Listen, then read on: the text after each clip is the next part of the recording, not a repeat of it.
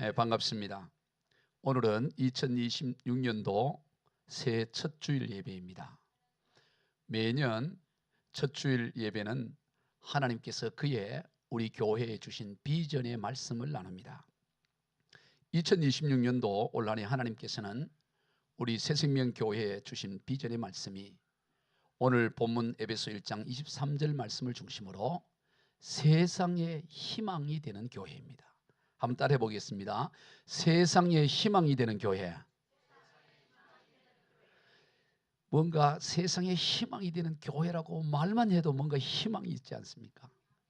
올 한해 하나님은 우리 새생명 교회와 우리 모든 성도들이 세상의 희망이 되기를 원하고 계십니다. 여러분, 교회는 세상의 희망입니다. 어떤 극심한 어려움 가운데 있을지라도 희망이 있으면 능히 감당할 수 있고요, 희망이 있으면 능히 극복하고 돌파할 수 있습니다.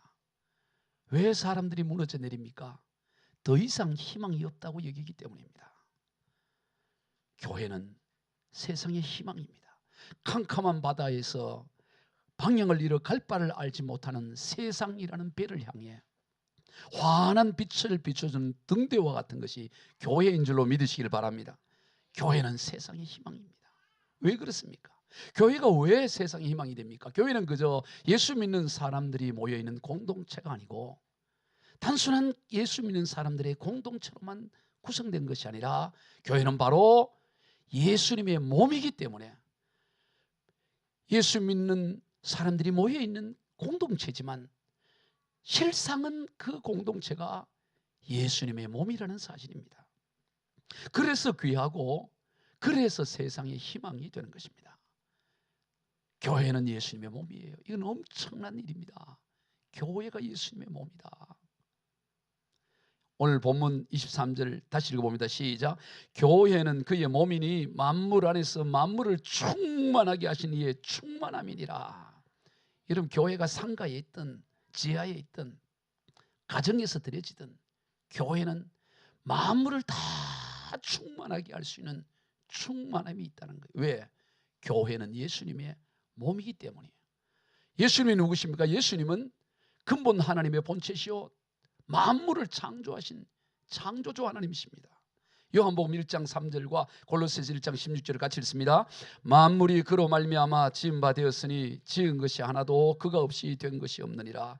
만물이 그에게서 창조되되 하늘과 땅에서 보이는 것들과 보이지 않는 것들과 혹은 왕권들이나 주권들이나 통치자들이나 권세들이나 만물이 다 그로 말미암아 그를 위하여 창조되었고 모든 만물이 예수 그리스도로 말미암아 창조되었고 또 모든 만물은 예수 그리스도를 위하여 창조되었다라고 말씀하는 거예요. 바로 그 예수님의 몸이 교회라는 거예요. 그러니 얼마나 놀랍습니까? 만물을 창조하셨다. 요즘 여러분 테슬라 타보셨어요? 전기 자동차 보면 소리가 나지 않아요? 소리가 나죠. 소리 없이 달려요. 그런데 여러분, 점점 기술이 발달하니까 자동차가 소리도 나지 않고 이렇게 가는데 원조는 하나님이에요. 여러분, 우리가 살고 있는 이 지구가 소리 없이 움직이고 있다는 사실을 알고 있잖아요. 여러분, 그냥 우리가 가만히 있는 것 같지만 이 지구가 어마어마한 속도로 계속 움직이네. 제자리에서만 움직이는 게 아니고 태양을 중심으로 365일 만에 한 바퀴를 도는데 그게 속도가 얼마나 빠르냐, 이 공전 속도가 얼마냐 봤더니 10만 7천 킬로인데 이걸 시속으로 그 1시간에 10만 7천 킬로를 가는데 1초에 얼마를 가냐 했더니 1초에 30킬로를 가는 거예요. 눈 깜짝 뜨는 순간에 지구가 30킬로를 가요. 별로 놀라지도 않네. 1초에 30킬로 지금 지구가 움직이는데도 테슬라보다도 더 소리가 없이 움직이고 있잖아요. 멀미도 안 나고. 지구 움직이기 때문에 멀미 나시는 분 계세요? 여러분, 근데 태양은 가만히 있는 것 같아요. 태양도 돌고 있어요. 우리 은하계 중심부를 향해서 2억 5천만 년에 한 바퀴를 도는데요, 이 태양이 도는 속도, 이 공전 속도는 얼마인가 제가 찾아봤더니 놀랄 준비하세요. 1시간에 태양이 82만 8천 킬로를 간다요. 1시간에. 그렇지, 이 정도 많이 나와요. 1시간에 82만 8천 킬로. 감이 안 나.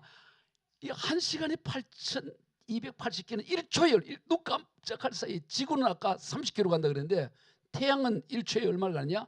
230km를 가버려. 다시 놀랄 준비하세요. 눈 깜짝 떴는데 230km 움직여. 태양이 어마어마한 속도로 태양도 움직이고 지구도 움직이고 가만히 있는 게 없어요. 모든 게 다 움직이거든. 그걸 누가 창조하셨다고요? 우리 주님께서 교회의 몸이신 예수 그리스도께서 창조하신 분이시에요.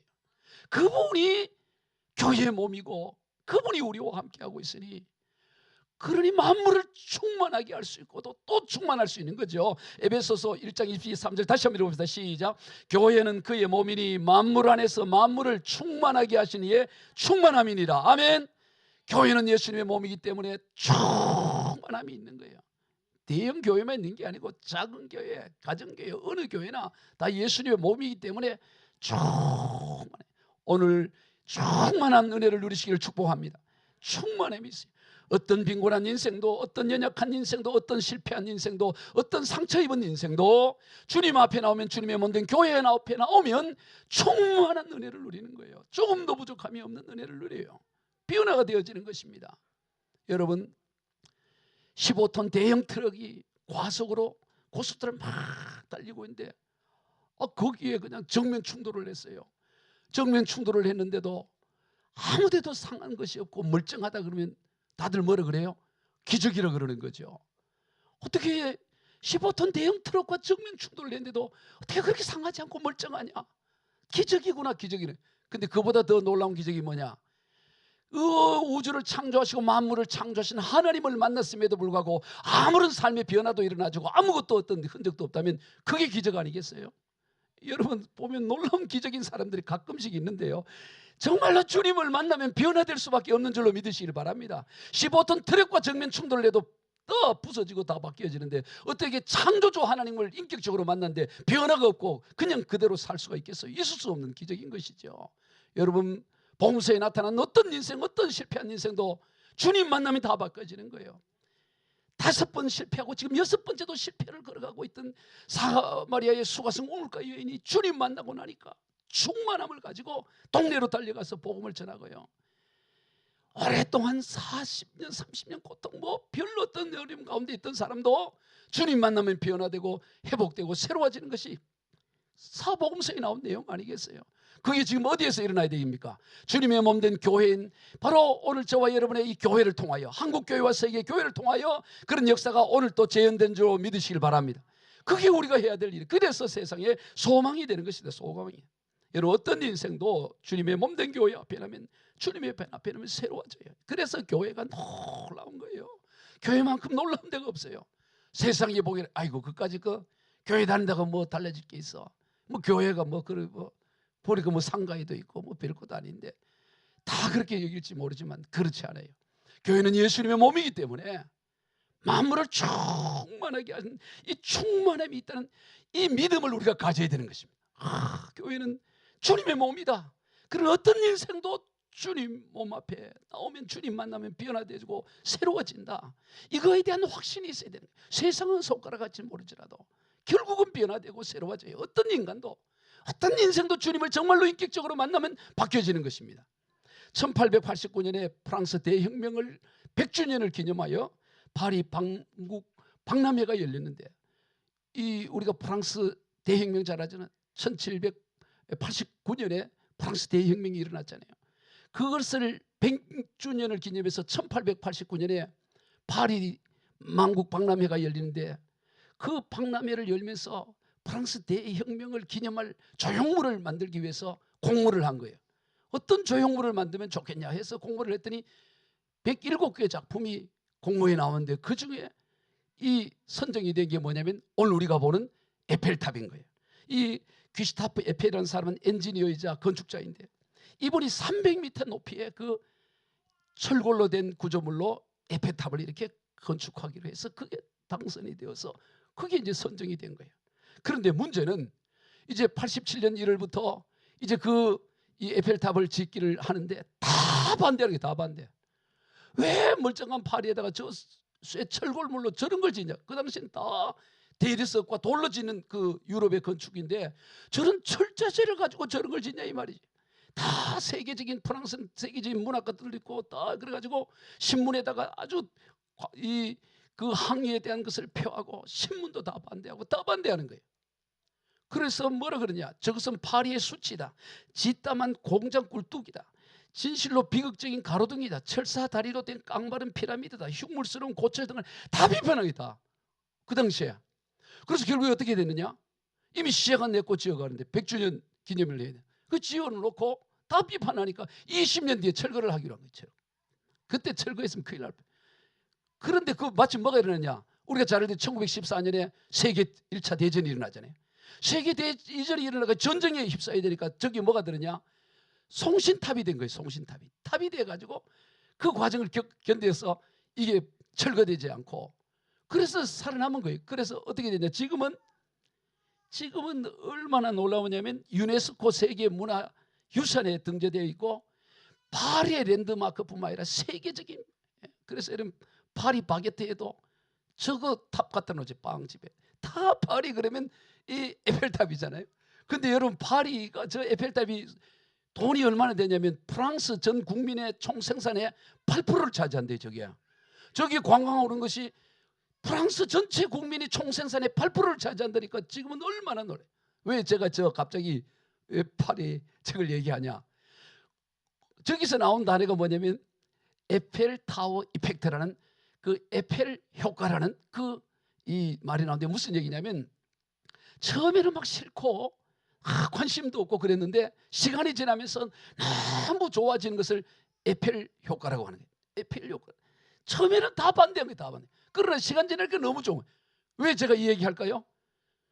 오늘 복음이 그런 줄로 믿으시길 바랍니다. 예수 복음이 다들 싫어하고 교회 가자. 왜 내가 교회 가? 예수 본 적이 있어. 다 반대하고 그러더라도 결국에는 어떻게 됩니까? 주님의 앞에 나와서 예배 듣고 말씀 듣고 은혜 받다 보면 천하이보다 더 좋은 것이 없고 그때 내가 주님 앞에 안 나오지 않았으면 어떻게 됐을까? 할렐루야. 그게 바로 에펠 효과예요. 다 세상 사람들은 싫어하고 거부한다 할지라도 결국에는 어떻게 되냐? 이 복음은 참이고 진리이기 때문에 주님 앞에 나오기만 하면 놀라운 변화가 일어났고 마음을 충만하게 하는 충만함이 교회 안에 주님의 몸 안에 있는 줄로 믿으시길 바랍니다. 그럼 구체적으로 어떻게 그것이 나타날 것인가? 바로 한 사람 한 사람 우리 지체들을 통해서 나타나는 거예요.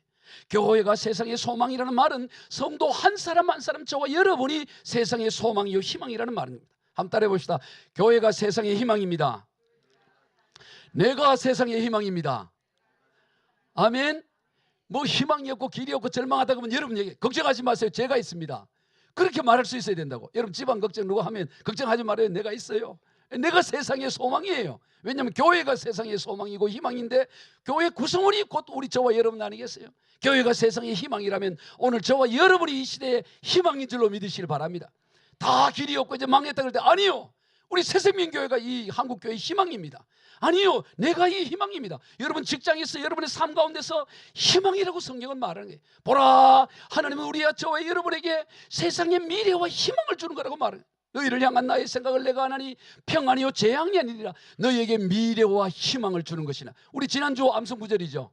지난주 암송 구절이 예레미야 29장 11절로 13절 다 외우셨죠? 안 외우신 분들은 오늘 식사를 반만 드셔요. 아예 안 먹으면 정 없다 그러니까 반만 드시고 하라고. 양식껏 적당히 먹고 싶을 때 숟가락 하라고. 아니면 다 외우든가. 예레미야 23장 19절 여호와의 말씀이니라 너희를 향한 나의 생각을 같이 봅시다. 시작. 여호와의 말씀이니라 너희를 향한 나의 생각을 내가 하나니 평안이요 재앙이 아니니 너희에게 미래와 희망을 주는 것이다. 너희가 내게 부르짖으며 내게 와서 기도하면 내가 너희들의 기도를 들을 것이요 너희가 온 마음으로 나를 구하면 나를 찾을 것이요 나를 만나리라. 이거 외워야 된다고. 아멘. 하나님의 생각은 뭐냐? 재앙이 아니고 평안이고 미래와 희망을 주는 것입니다. 그러므로 우리 그리스도인들은 교회는 언제 어디서나 미래와 희망을 선포해야 되는 줄로 믿으시길 바랍니다. 오늘 저와 여러분이 그런 인생인 것입니다. 그러면 세상에 희망이 되고 소망이 되기 위해서는 어떻게 해야 될까요? 바로 예수님이 하신 것처럼 해야 됩니다. 교회는 어떤 것이든 예수님의 몸이기 때문에 교회는 예수님이 하신 일을 하는 곳입니다. 교회는 사람의 생각으로 하는 게 아니에요. 예수님은 어떤 일을 하셨을까? 우리 그리스도인의 삶은 예수님이 하신 일을 하는 것입니다. 그럼 예수님은 이 땅에서 무엇을 하셨습니까? 명확하게 마가복음 10장 45절에서 예수님이 무엇을 하시는지 예수님이 친히 말씀해 주셨습니다. 시작. 인자가 온 것은 섬김을 받으려 함이 아니라 도리어 섬기려 하고 자기 목숨을 많은 사람의 대속물로 주려 함이니라. 예수님이 왜 이 땅에 오셨느냐? 만왕의 왕이요 온 우주 만물을 창조하셨기에 얼마든지 섬김을 받고 또 섬김을 받고 받아도 부족하지만 주님은 섬김을 받으러 온 것이 아니라 도리어 섬기려 하고 자기 목숨을 많은 사람의 대속물로 주려고 오셨다고 말씀하는 것입니다. 예수님은 섬기기 위해 이 땅에 오셨습니다. 그러므로 예수님의 몸에 지친 우리들도 섬기는 것이 올 한 해의 목표가 되어야 됩니다. 여러분들 2026년도 세상의 희망이 되는 교회로서 우리가 결단해야 될 게 무엇입니까? 내가 섬기겠습니다. 따라 봅시다. 내가 섬기겠습니다. 제가 섬기겠습니다. 아멘. 왜 그게 그리스도의 목표가 되어야 되는 거예요? 세상의 목표는 뭡니까? 다 섬김을 받는 데 목표예요. 그러나 우리 그리스도의 목표는 섬기는 게 목표예요. 돈 왜 벌어요? 섬기려고 벌어요. 왜 헬스해요? 섬기려고 하는 거예요. 밥 왜 먹어요? 섬기려고 하는 거예요. 다 섬기기 위해서. 아멘.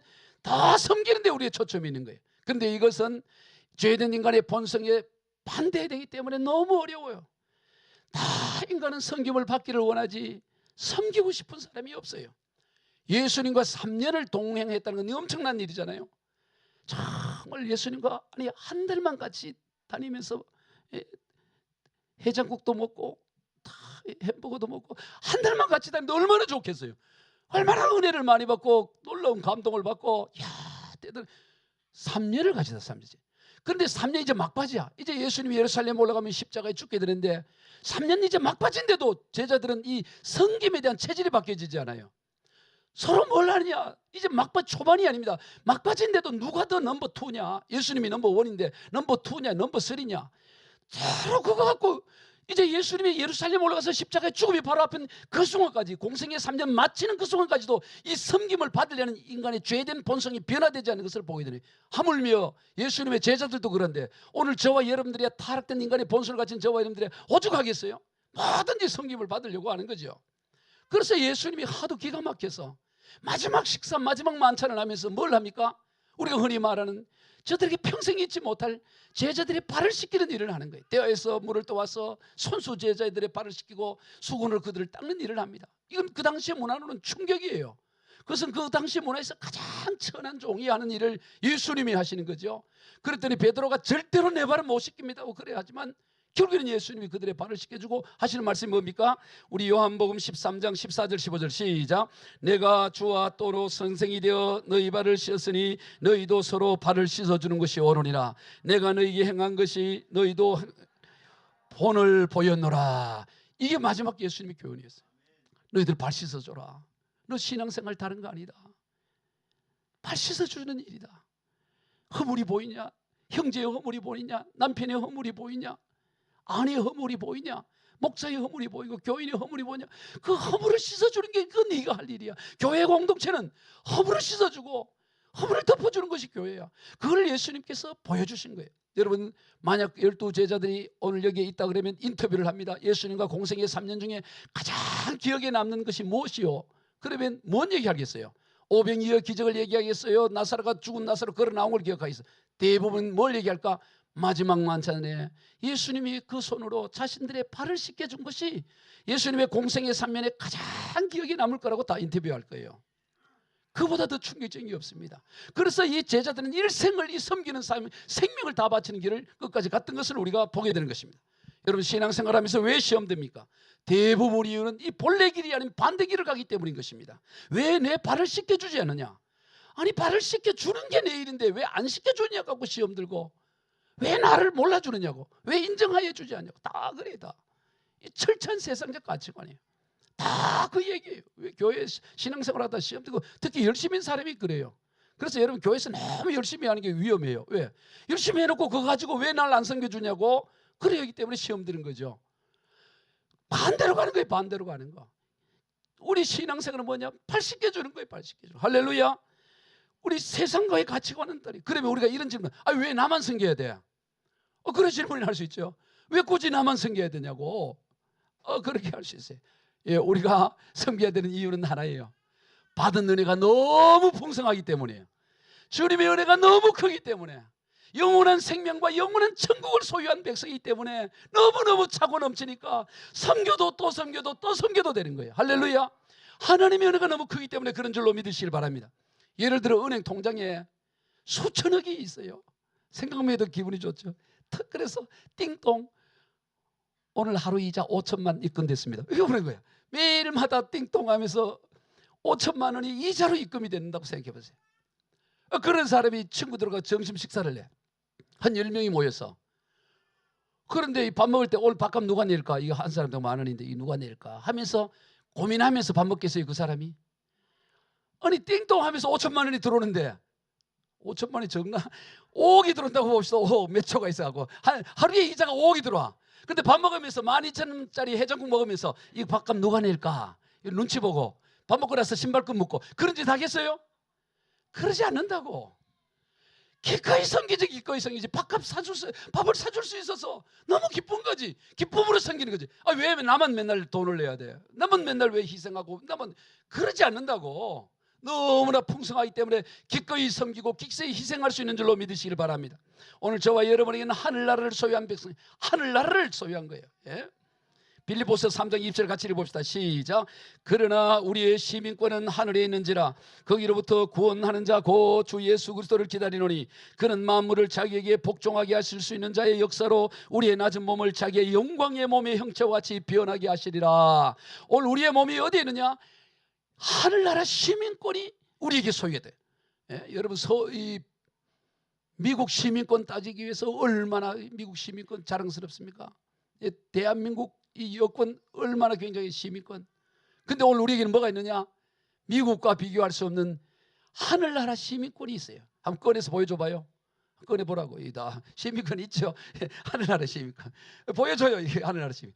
오늘 저와 여러분에는 하늘나라 시민권이 있는 줄로 믿으시길 바랍니다. 미국 시민권과 비교할 수 없는 하늘나라 시민. 이거를 세번역 성경에서는 이렇게 번역해요. 시작. 그러나 우리의 시민권은 하늘에 있습니다. 그곳으로부터 우리는 구주로 오실 예수 그리스도를 기다리고 있습니다. 그분은 만물을 복종시킬 수 있는 권능으로 우리의 비천한 몸을 변화시켜서 자기의 영광스러운 몸과 같은 모습이 되게 하실 것입니다. 아멘. 우리의 비천한 몸을 어떻게 해요? 주님의 영광스러운 모습으로 우리를 바꿔준다는 거예요. 주님의 영광스러운 모습이 어디에 나오냐?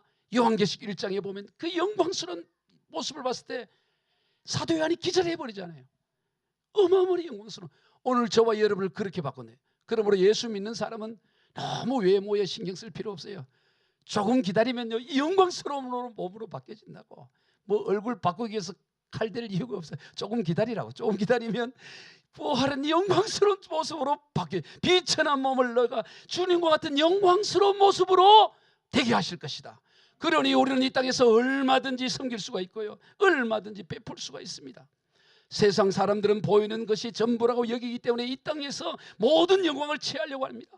그래서 학자까지 어떻든 남들보다 더 성공하고 더 섬김받고 더 대접받으려고 하는 거예요. 왜? 이 세상에서.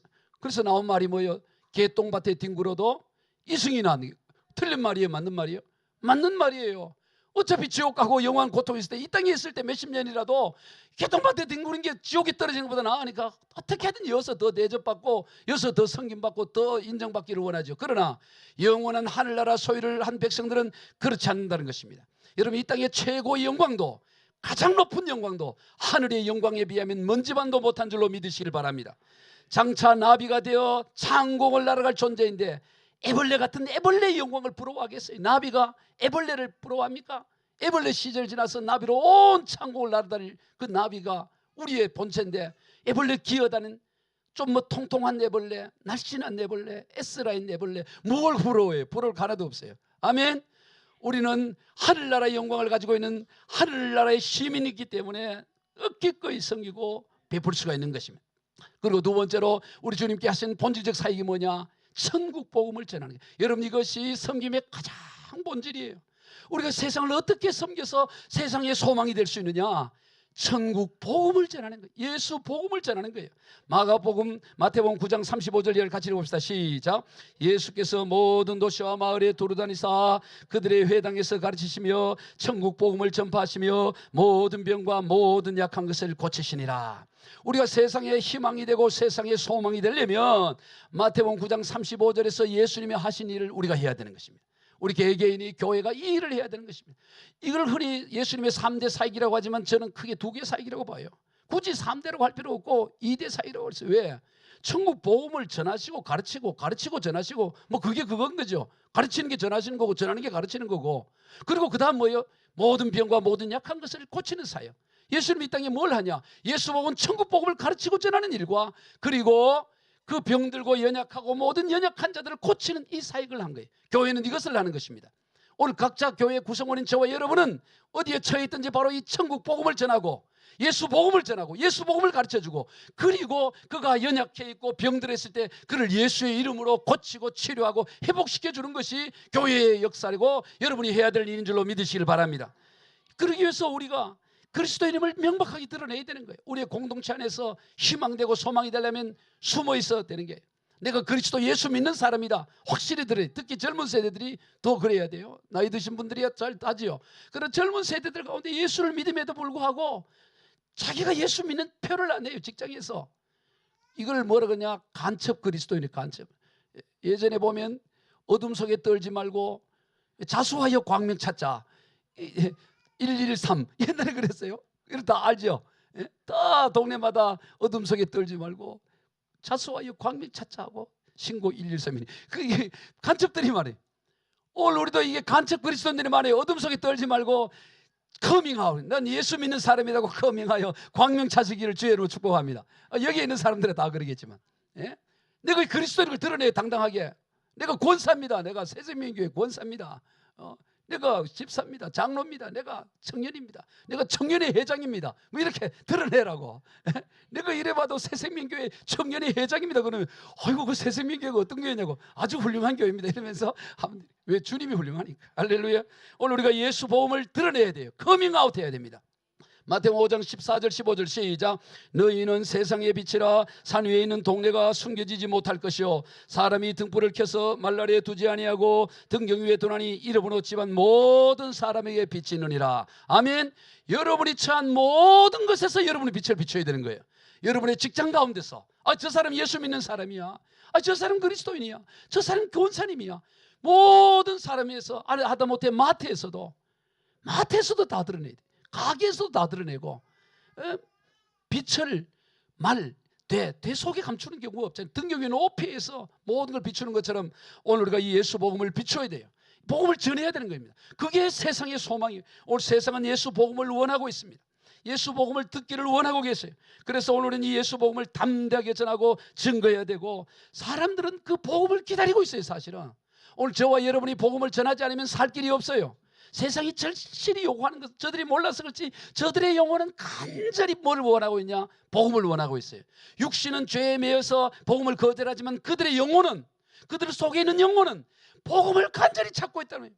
목마른 사슴이 시인의 물을 찾기에 모든 영혼은 복음에 반응하게 되어 있어요. 우리가 정말로 복음을 전하면 복음에 반응하게 되어 있습니다. 이걸 믿어야 되는 것입니다. 저 사람은 절대로 예수 복음만 그런 사람이 없어요. 그 모양 그럴지라도 그 속을 들어가면 다 복음을 사모하고 있고 복음을 가장 절실히 구하고 있는 것을 보게 되는 것입니다. 초대교회 성도들이 그랬습니다. 복음을 전했어요. 자, 사도행전 5장 42절과 2장 46절을 같이 읽어본다. 시작. 그들이 날마다 성전에 있든지 집에 있든지 예수는 그리스도라고 가르치기와 전도하기를 그치지 아니하니라. 날마다 마음을 같이하여 성전에 모이기를 힘쓰고 집에서 떡을 떼며 기쁨과 순전한 마음으로 음식을 먹고 하나님을 찬미하며 또 온 백성의 칭송을 받으니 주께서 구원받는 사람을 날마다 더하게 하시니라. 아멘. 이 복이 우리 교회 가운데 한국 교회 가운데 있기를 축복합니다. 저들이 복음을 전한 거예요. 초대교회는 지금보다 더 열악한 상황이었습니다. 죽을 수 있는 상황이에요. 그런데도 날마다 성전에 어딘지 예수와 그리스도임을 전하고 떡을 떼고 계속 전했더니 백성들이 뭐 했다고요? 다 욕한 게 아니고 칭송을 했다는 거예요. 그래서 날마다 구원받는 사람의 수가 많아졌다고 말하는 겁니다. 오늘 우리가 미리 걱정하고 누가 복음을 듣겠어? 요즘 시대에 누가 예수 믿겠어? 아니에요. 그 영혼은 예수를 원하고 있다는 것입니다. 그의 깊은 영혼은 복음을 원하고 있어요. 복음을 원하지 않는 영혼, 아니 목이 마른데 물을 원하지 않는 몸이 어디 있겠어요? 영혼도 생명의 생명수를 원하고 있는 것을 우리가 기억해야 되는 거예요. 빌립이 사마리아 성에 갔습니다. 스데반의 순교로 인해서 다 흩어진 데 사마리아는 상처의 도성이에요. 정통 유대인들은 사마리아를 아주 짐승처럼 대접하고 그 동네를 지나가는 걸 부정으로 여기고 빙 둘러서 가고 천대하고 상처가 가득한. 그런데 정통 이 유대인인 빌립이 사마리아에서 복음을 전해요. 누가 들을 것 같아요? 다 거부할 것 같잖아요. 뭐 너희들이요 왜 왔어? 우리 인간 취급도 안 하는데 왜 왔냐고. 그런데 그러지 않아요. 빌립이 그 사마리아 성에서 복음을 전할 때 어떤 일이 납니까? 사도행전 8장 5절과 8절 시작. 빌립이 사마리아 성에 내려가서 그리스도를 백성에 전파하니 그 성에 큰 기쁨이 있더라. 아멘. 큰 기쁨이 있는 거예요. 큰 기쁨. 여러분 동창회 모임 가운데, 여러분 누구의 모임 가운데, 교회 모임 가운데 복음을 전하면, 정말로 예수 복음을 전하면 거기에 큰 기쁨이 있는 줄로 믿으시길 바랍니다. 미리 안 될 거라고 생각하고 누가 복음을 듣겠냐고 그러지 않아요. 모든 사람 다 복음을 원하고 사모하고 있는 것입니다. 그럼 우리는 복음을 전해야 됩니다. 그리고 우리가 예수님께서 그러했듯이 우리는 치유의 능력을 가지고 치료하고 고치고 회복시키는 일을 해야 돼요. 우리 마태복음 9장 35절 다시 한번 읽어봅니다. 시작. 예수께서 모든 도시와 마을에 두루 그들의 회당에서 가르치며 천국 복음을 전파하시며 모든 병과 모든 약한 것을 고치시니라. 이게 놀라운 거예요. 그냥 말로만 복음을 전한 것이 아니고 모든 약한 것, 모든 병을 다 고치는 일을 한다는 거예요. 여러분 그걸 누가 합니까? 오늘 저와 여러분이 그것을 할 수 있는 능력이 있는 줄로 믿으시길 바랍니다. 마가복음 10장 15절에서 보면 너희는 온 천하에 다니며 만민에게 복음을 전파하라. 어떻게 만민에게 복음을 전파하는가? 믿는 자들은 이런 표적이 따르니 그들이 내 이름으로 귀신을 쫓아내며 새 방언을 말하며 뱀을 집어올리며 무슨 독을 마실지라도 해를 받지 않으며 병든 사람에게 손을 얹어서 나으리라고 말씀하신 거예요. 오늘 우리가 이 복음을 전할 수 있도록 하나님 우리에게 뭐를 줬냐? 권세를 주신 것입니다. 능력을 주신 거예요. 그러면 오늘 우리가 뭐를 해야 되냐? 복음을 전하고 연약함이 있으면 치료하고 회복하고 예수의 이름을 우리에게 빌려주셨기 때문에 너희가 내 이름으로 무엇을 구하든지 내가 행하리라. 그리하여 하나님이 영광을 받게 하신다. 그 주님의 이름을 우리가 가지고 있기 때문에 그것을 쓰는 것입니다.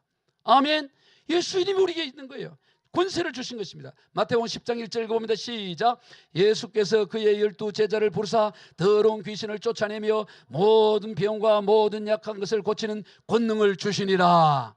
12 제자들에게 주신 것은 곧 저와 여러분에게 주신 것입니다. 오늘 저와 여러분에게는 더러운 귀신을 쫓아내며 모든 병과 모든 약한 것을 고치는 권능이 있는 줄로 믿으시길 바랍니다. 우리 새생명교회가 이 일을 감당합니다.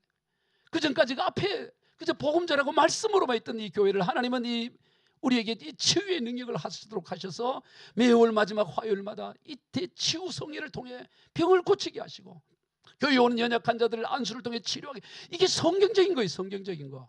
그 권능을 우리에게 주신 거예요. 이거는 목사만 나는 게 아닙니다. 저와 여러분 모두가 이 권능을 받아야 될 줄로 믿으시길 바랍니다. 주여 내게도 권능을 주옵소서. 내게도 모든 병을 고치며 모든 약한 것을 고치는 권능을 주옵소서. 악한 영을 쫓아내는 권능을 주옵소서. 이게 당연히 주어야 될 권세 아니겠어요? 당연히 저와 여러분이 누려야 될 권세인 것입니다. 지금 이 시대가 얼마나 의술의 발달로 해서 육체의 병은 그래도 잘 치료를 많이들 하지만 이 정신적이고 마음의 병은 점점 더 심해져 가요. 더 심각한 거예요. 육체의 병은 보다 더 심하게 마음의 병이고 이 정신적인 병입니다. 국가대의체가 며칠 전에 발표하기를 우리나라 인구의 4.9% 254만 명이 은둔형 외톨이라는 거예요. 여러분 이게 어마어마한 일이에요. 요거 12월 달 며칠 전에 발표한 거예요. 국가대의체에서 자료를 가지고 우리나라 전체 인구의 4.9%인 254만 명이 은둔형 외톨이라는 거예요. 이 심리적으로 문제가 있어요. 이 은둔이 길어질수록 어떻게 될까요? 신체적 정신적 건강이 악화되고 경제적 빈곤과 고립이 심화되다 결국에는 어떠냐? 이 결국에는 극단적 선택으로 가는 거예요. 극단적 선택으로 가는 겁니다. 대한신경학회에서 우리나라 국민 10명 중 4명이 마음의 병을 앓고 있다, 이런 표현을 해요. 여러분 이게 심각해요. 2020년 5년 전 통계, 6년 전 통계에도 이미 우리나라 국민 우울증 유병률이 36.8%예요. 여러분 이 나라는 지금 우울공화국이에요. 우울공화국이에요. 어떤 일이 날지 이걸 어떻게 해결해요? 어떻게? 그런데 이거보다 더 심각한 게 있어요. 마약 문제입니다. 목사님이 현장에 사역을 하고 있잖아요. 마약 문제는 더 심각해요. 이것도 12월 며칠 전에 이제 1년 마지막 때니까 발표를 많이 하잖아요. 법무부에서 교정시설 내 마약류 사범, 이 마약에 대해서 구속돼서 교정시설, 교도소에 있는 인구가 2020년도에는 3,111명이었는데 작년 2025년도는 얼마냐? 7,384명인 거예요. 이 몇 년 사이에 3,100명에서 7,300명으로 늘어난 거예요. 마약 사범이요. 마약한다고 다 구속하는 게 아닙니다. 워낙 많아가지고 마약 전달책이 여기에 대해서 엄중하게 하지 마약 단순 투여자는 그렇게 무조건 구속하고 교도소 보내지는 않아요. 만약 그까지 다 합치면 어마어마한 거예요. 어마어마한 거. 마약이 뚝이 터진 것 같은 것입니다. 이걸 치료가 가능합니까? 우리 경기도 지사를 했던 그 남모 선생도 자기 아들이 그냥 이걸 어떻게 안 되는 거야. 병원에 해도 안 되고 안 되고. 근데 구속을 안 시켜. 병원에 구속이라도 시켜서 판사한테 아버지가 좀 구속시켜달라고, 아들 구속 좀 시켜달라고 아버지가 판사한테 청원을 했다고. 도지사를 하신 분이. 그거 간증하잖아요. 뚝이 터져 길이 없어. 방법은 오직 교회만이, 예수 그리스도의 몸인 교회만이 해결할 수 있는 줄로 믿으시길 바랍니다. 세상은 방법이 없어. 이제 손을 들고 있습니다. 이 마약 문제가. 방법이 없는 시대에 이미 한계점에 도달한 시대에 우리가 있어요. 오직 예수 그리스도의 몸인 교회만이 희망. 그런데 문제는 이 교회가, 세상의 희망과 소망이 있는 교회가 세상 가운데 버려짐을 당하고 있다는 거예요. 세상 가운데 무시당하고 있는 게 너무 가슴이 아파요. 2023년도에 종교 호감도 조사를 한국 리서치에서 했는데요, 100점 만점에 우리나라 유료 종교 점수를 줬더니 1등이 어디냐? 1등 어딜 같아요? 100점 만점에 1등이 불교가 1등이 52.5, 불교가 1등. 2등은 천주교 51.3, 3등이 개신교 우리가 33.3, 그 다음에 원불교가 29.4. 이제 우리가 누구랑 경쟁해야 되냐? 원불교하고 경쟁을 해야 돼요. 이슬람이 14.3. 그러니까 지금 이 교회에 대한 이 신뢰도가, 호감도가 다 떨어져. 지금은 더 했을 거예요. 지금 조사하면 더 할 거예요. 지금 방법은 교회밖에 없는데, 교회가 희망인데 이 교회가 세상으로부터 버린다고 해서. 여러분 따라해 봅시다. 그래도 교회가 희망입니다. 그래도 교회가 희망이에요. 그래도 교회가 희망이에요. 세상이 다 교회를 걱정하고 교회가 큰일이라 그러지만 그래도 교회가 희망이에요. 그래도 교회가 희망. 왜? 달리는 희망이 없습니다. 비록 문제가 많을지라도 교회가 희망이에요. 여러분, 이 성경에 나오는 교회 중에 가장 문제가 많이 기록되어 있는 교회가 고린도 교회예요. 사도 바울 당시에 이 고린도 교회는 문제투성이에요. 왜? 고린도라는 자체가 그 음란한 도성이었고 그 해상 도시였기 때문에, 무역 도시였기 때문에, 항구 도시였기 때문에 온갖 문화가 들어오고 타락한 거예요. 교인들 간에 파벌이 있어서 나는 무슨 파, 나는 양파, 나는 대파, 막 이렇게 파벌이 형성돼 서로 싸우고 있고, 그리고 막 교인들 간에 소송도 하고 또 음행이 있어가지고 아버지 처벌 때리고 사는 놈이 없나? 별놈이 다 있어요, 별놈이. 예? 뭐 제사 문제, 예배, 뭐 별 문제, 다 문제. 뭐 이 고린도전서 보면 문제로 다 있는 거예요. 고린도후서는 심지어 그 교회를 개척했던 사도 바울, 네가 무슨 목사냐? 네가 저게 무슨 다 사도성 인정하자고 문제. 그런 교회 같으면 바울이 너까지 그는 교회도 안 해, 너는 교화야. 그리고 이 쫓아버릴 수 있잖아요. 그런데 바울이 이 고린도 교회에다 편지 처음에 쓰면서 뭐라 그러냐? 이렇게 썼어요. 고린도전서 1장 2절 인사를 하고 시작.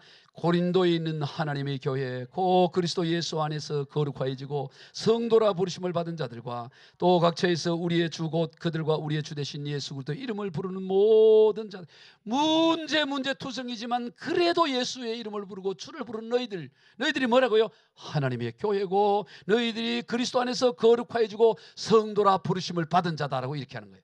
여러분, 오늘 한국교회가 문제투성이 너무너무 많습니다. 그래도 하나님 뭐라고 말하냐? 그래도 너희는 교회고 그래도 너희는 거룩한 성도다라고 말하는 거예요. 그렇기 때문에 그래도 교회는 희망이 있는 것입니다.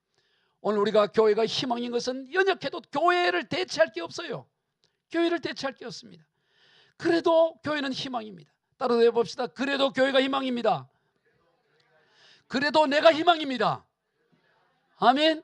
여러분이 여러 가지 부족하지요. 그래도 내가 세상의 희망입니다. 내가 그래도 희망입니다. 희망이 있는 거예요. 희망. 주님이 그렇게 인정하는 거죠. 그러니 희망답게, 세상의 희망답게 살아야 돼요.